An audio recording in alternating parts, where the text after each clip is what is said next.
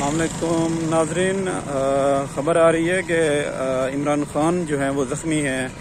ان کا long march جو چل رہا تھا آن گوئنگ ہے، اس کے دوران ہی جو ہے وہ کسی نے آٹومیٹک پسٹل سے شاید گولیاں چلائی ہیں، تو 7-8 بندے جو ہیں وہ زخمی بتائے جا رہے ہیں، جن کے اندر عمران خان صاحب جو کہ سابق وزیر اعظم پاکستان ہیں وہ شامل ہیں، وہ بھی زخمی ہیں۔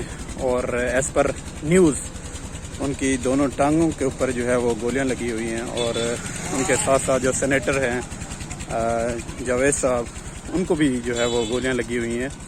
تو مجھے نہیں پتا کہ یہ کیا ہو رہا ہے ملک کے اندر۔